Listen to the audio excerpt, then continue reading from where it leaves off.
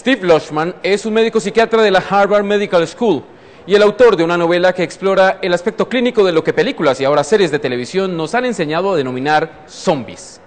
Desde Boston explicó en tiempo real cómo llegó a escribir The Zombie Autopsies. Yeah, it was kind of lucky. So the long version is there's a movie theater here in Boston that asks professors in town to speak before they'll show like a popular movie. So they'll show, for example, Star Trek, and they'll have a physicist talk about moving light speed. And they called me and said, would you ever do one? And I said, sure, but only if it's a zombie movie. And I was just messing around. Like, I didn't think they'd take me up on it. And they said, that'd be great. That'd be awesome. Let's do it. And so then I thought, my goodness, I have to take them seriously. So I started thinking, you know, I had just watched Night of the Living Dead, and it had occurred to me that that if you're a doctor, you wouldn't want to blow their heads off. You'd want to treat them. You want to figure out what's making them so sick. Schlossman llamó a la enfermedad de su novela síndrome atáxico, neurodegenerativo y de deficiencia de la saciedad. Básicamente quiere decir, bueno, que lo explique el médico de Harvard. First of all, it's a syndrome.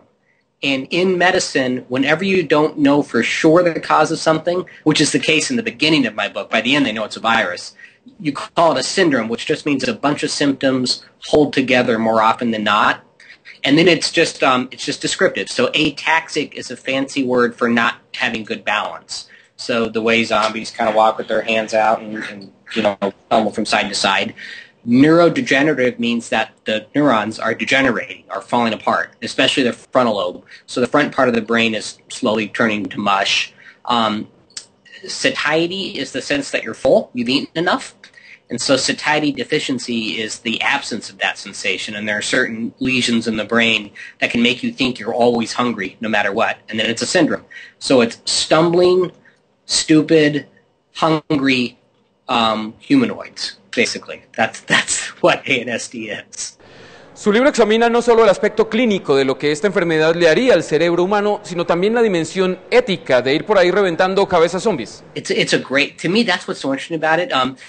So in some ways, writing this, even though it was fun and my tongue's in my cheek, I'm joking around, it's a way of dealing with a lot of really, really intense issues that come up in medicine all the time. When is somebody on the wards so sick that they're kind of as good as dead? Which is an awful question to ask, but we ask it all the time.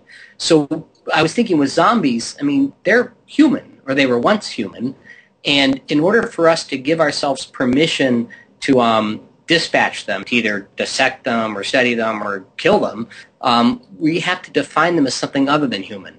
So there would have to be a societal decision that basically states they're no longer alive, even though they're clearly walking around, their heart's beating, their lungs are breathing. My zombies are also not like the zombies in the movies. Mine don't rise from the dead. Nothing in medicine does that. So I couldn't create that. But I could say that medically speaking, they're as good as dead. And that's a very controversial issue in medicine.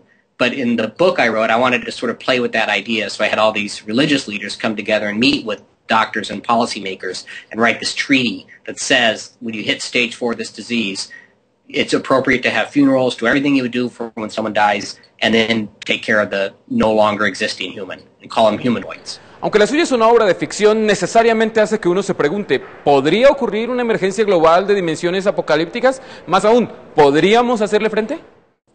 Yeah, it's a great question. With our increased globalization, there's an increased capacity for novel infectious agents, more often viruses than not, to wander around the world quicker.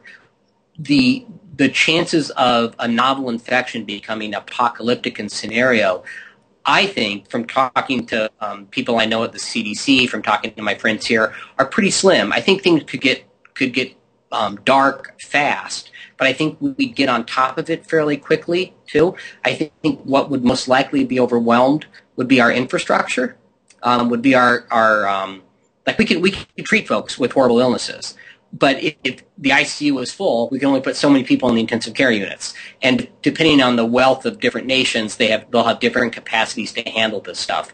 So what would have to happen, in a kind of optimistic view, is national boundaries would have to break down. We don't have any business saying we'll live, but China won't. That doesn't make any sense. If China goes, we go. If we go, China goes. So everyone would have to cooperate. And I think that would happen. I think when we saw the initial fears over H1N1, over the swine flu, the World Health Organization came together very quickly, and nations that normally wouldn't talk to each other were cooperating an awful lot to make sure that that things were in place if that virus ended up being as bad as the worst projections. It turned out not to be. So I can't give you a number percentage for how likely. The last really deadly pandemic was the Spanish flu in the early part of the 20th century. The world wasn't nearly as globalized. Something like 2.3 million people passed away from that. It was awful. We got on top of that even in those much more primitive times. So I think we would do okay. Para más información visite esta dirección. Yo soy Wilson Vega en Tiempo Real.